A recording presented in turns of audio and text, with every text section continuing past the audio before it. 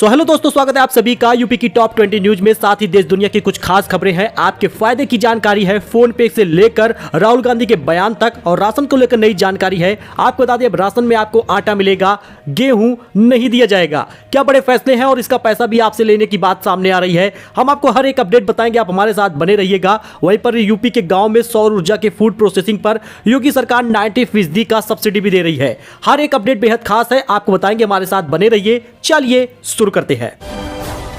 सबसे पहले UP board के छात्रों की बात कर ले तो यूपी बोर्ड इंटरमीडिएट में मैथ से ज्यादा स्टूडेंट बायो के हैं। कैरियर चॉइस में बदल रहा है छात्रों का रुझान। जी यूपी बोर्ड के छात्र इंजीनियरिंग से अधिक मेडिकल के क्षेत्र में अपना करियर बनाने की चाहत रखते हैं। छात्र छात्राओं के रुझान से इस तथ्य को देखा जा सकता है। गणित से 2 गुने परीक्षार्थी जीव विज्ञान के हैं। यूपी बोर्ड के छात्र इंजीनियरिंग से अधिक मेडिकल के क्षेत्र में अपना करियर संवारने की चाहत रखते हैं। ये 2 साल बाद कोविड पैंडेमिक के बाद सबसे बड़ी खबर है। विषय के प्रति छात्र छात्राओं के रुझान में इस तथ्य को देखा जा सकता है।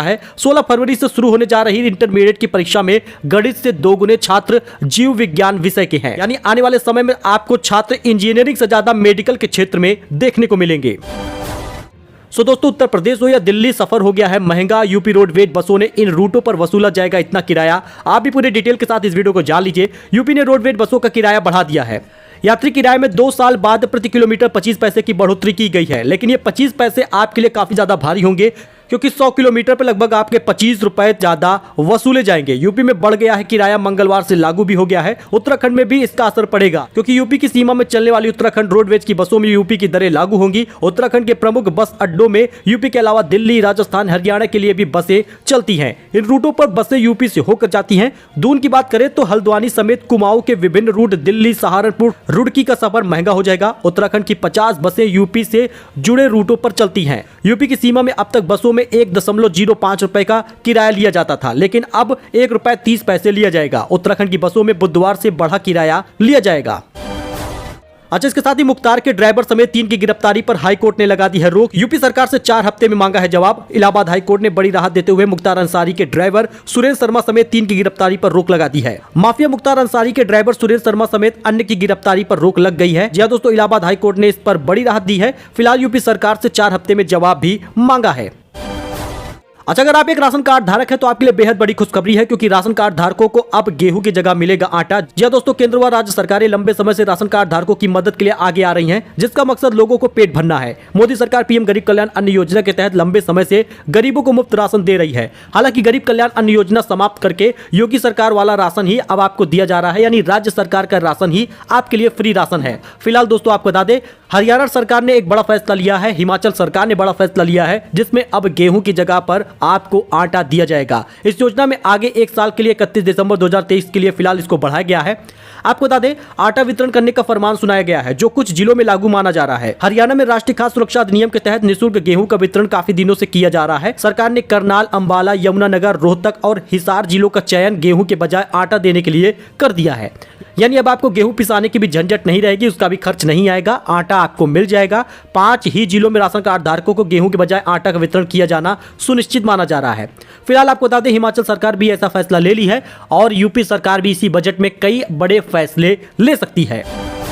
अच्छा, वहीं पर राहुल गांधी का बड़ा बयान सामने आ गया है। योगी आदित्यनाथ को उन्होंने ठग कहा है। यूपी सीएम ने कहा था, राहुल जैसे विपक्षी नेता भाजपा का काम आसान कर रहे हैं। कांग्रेस नेता राहुल गांधी ने उत्तर प्रदेश के मुख्यमंत्री योगी आदित्यनाथ को ठग कह दिया है। राहुल ने सोमवार को दिल्ली सामाजिक संगठनों से बातचीत के दौरान यह बात कही थी। कॉन्स्टिट्यूशन क्लब में हो रही इस मीटिंग में स्वराज इंडिया के चीफ योगेंद्र यादव भी मौजूद थे। इसके साथ ही राहुल गांधी का एक और बड़ा बयान सामने आया है, जिसमें बीजेपी अधर्म फैला रही है, ऐसा उनका बयान सामने आया। मीटिंग के दौरान राहुल गांधी से यूपी के हालात पर सवाल किया गया, तो इस पर राहुल ने जवाब दिया कि कोई भी धर्म उत्तर प्रदेश में हिंसा का बढ़ावा नहीं दे रहा है। लेकिन मुख्यमंत्री योगी आदित्यनाथ अपनी भाषा के चलते धार्मिक नेता नहीं कहे जा सकते। सिर्फ भगवा पहन लेने से कोई धार्मिक नेता नहीं हो जाता। माफी चाहूंगा, लेकिन आदित्यनाथ कोई धार्मिक नेता नहीं है, ऐसा उनका बयान सामने आया है, बल्कि सामान्य से ठग है, इस तरह का बयान उनका आया। उत्तर प्रदेश में अधर्म फैला रही है बीजेपी, ऐसा बयान सामने आया है। तो अगर आप भी फोन पे वगैरह चलाते हैं तो आपके लिए बेहद बड़ी खुशखबरी है, क्योंकि फोन पे से अब विदेशों में भी आप पेमेंट भेज सकेंगे। ऐप में यूपीआई इंटरनेशनल एक्टिवेट करना होगा। ऐसी सर्विस देने वाला भारत में पहला ऐप बन चुका है। फिनटेक मेजर फोन पे यूपीआई के जरिए इंटरनेशनल पेमेंट की सुविधा शुरू करने जा रहा है। इसके जरिए भारत के फोन पे यूजर्स विदेश यात्रा के दौरान यूपीआई को उपयोग करके इंटरनेशनल मर्चेंट को पेमेंट कर सकेंगे। फिलहाल इस फीचर से जिन देशों को शामिल किया जाएगा उसमें UAE, Singapore, Mauritius, Nepal, Bhutan आदि शामिल है। इस सुविधा के लिए फोन पे ऐप में यूपीआई इंटरनेशनल को एक्टिवेट करना होगा। वहीं पर चैट जीपीटी काफी ज्यादा चर्चा में है। फिलहाल चैट जीपीटी को टक्कर देने के लिए गूगल लाएगा बार्ड। जी हां, लैम्डा पर चलेगी आर्टिफिशियल इंटेलिजेंस सर्विस यानी एआई। वेब में इंफॉर्मेशनल हासिल करने में होगा सक्षम। आपको बता दें, आर्टिफिशियल इंटेलिजेंस यानी एआई पर 6 साल काम करने के बाद गूगल ने आखिरकार अपने चैटबॉट बार्ड को रिवील कर दिया है। गूगल का यह चैटबॉट माइक्रोसॉफ्ट के चैट जीपीटी से मुकाबला करने के लिए बनाया गया है। एक ब्लॉग पोस्ट में गूगल के सीईओ सुंदर पिचाई ने बताया कि बार्ड क्या है, इसके कुछ बेसिक फंक्शनैलिटी के बारे में बताया है। बार्ड एक एक्सपेरिमेंटल कन्वर्सेशनल एआई सर्विस है। यह यूजर से कन्वर्सेशन के लिए कंपनी के लैंग्वेज मॉडल डायलॉग एप्लीकेशन यानी लैम्डा पर रन करता है। पिचाई ने बताया कि बार्ड वेब से इंफॉर्मेशन हासिल करने में सक्षम होगा, जबकि चैट जीपीटी में यह पॉसिबल नहीं है। तो कुछ हफ्तों में बार्ड का इस्तेमाल कर सकेंगे लोग। एक बड़ा बयान, बड़ा अपडेट सामने आया है चैट जीपीटी के बारे में। आपको पता ही होगा, 5 दिन में चैट जीपीटी के 10 लाख से ज्यादा यूजर बढ़ गए हैं। आप इसमें देख सकते हैं। में तो संकष्टी चतुर्थी कब है? इस फागुन महीने में यानी फरवरी महीने में 8 या 9 तारीख कब मनाया जाएगा संकष्टी चतुर्थी, जिसको संकट चतुर्थी भी कहते हैं। तो आपको बता दें, इसका पूरा अपडेट हम देंगे, साथ ही चंद्रोदय का समय भी बताने वाले हैं। बहुत सारे लोग इसको द्विजप्रिय संकट चौथ भी कहते हैं। तो फागुन मास कृष्ण पक्ष की चतुर्थी को संकष्टी चतुर्थी कहते हैं। इस दिन भगवान गणेश की पूरे विधि विधान से पूजा होती है। तो आपको पूरा डिटेल देंगे, महत्व बताएंगे, पूजा विधि बताएंगे और कब चांद निकलने वाला है इसके बारे में भी अपडेट देंगे। बने रहिए आप अंत तक। फागुन मास कृष्ण पक्ष की चतुर्थी को संकष्टी चतुर्थी कहते हैं। इस दिन भगवान गणेश की पूरे विधि विधान से पूजा होती है। फिलहाल धार्मिक मान्यताओं के अनुसार इस दिन भगवान गणेश की पूजा करने से व्यक्ति की हर मनोकामना पूर्ण होती है और सभी परेशानियां दूर होती हैं। तो आइए जानते हैं फागुन में कब मनाई जाएगी संकष्टी चतुर्थी और इसके पूजा का शुभ मुहूर्त क्या है। आप इसमें देख सकते हैं दोस्तों, फागुन मास के कृष्ण पक्ष की चतुर्थी तिथि को यह व्रत रखा जाएगा और फागुन में 9 फरवरी गुरुवार को द्विजप्रिय संकष्टी चतुर्थी मनाई जाएगी, जिसका प्रारंभ 9 फरवरी सुबह 6:30 बजे से ही हो जाएगा और इसका समापन 10 फरवरी सुबह 8 बजे तक रहेगा।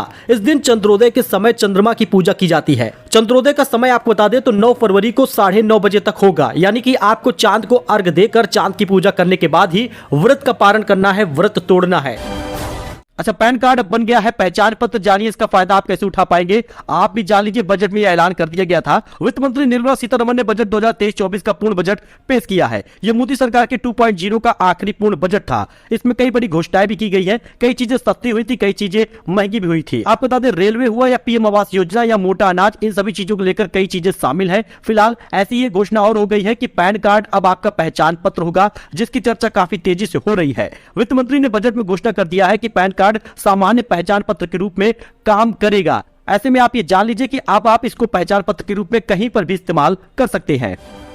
अच्छा, मनरेगा मजदूरों को और विकलांगों को भी मिलेगा आवास योजना का लाभ। जी हां दोस्तों, मनरेगा के मजदूरों को भी मिलेगा पीएम आवास योजना का लाभ। वित्त मंत्री निर्मला सीतारमण ने किया है बड़ा ऐलान। अगर आप एक मनरेगा मजदूर है, गरीब है या फिर आप विकलांग योजना में आते हैं तो आपको बता दें इसका लाभ मिलेगा। बजट में पीएम आवास योजना के लिए 66% की वृद्धि का प्रावधान किया गया है। यानी अब ऐसा शायद ही कोई घर बचेगा जिनके पास आवास योजना का लाभ ना हो। यानी अगर आप इस श्रेणी में आते हैं तो आपको निश्चित रूप से लाभ मिलेगा।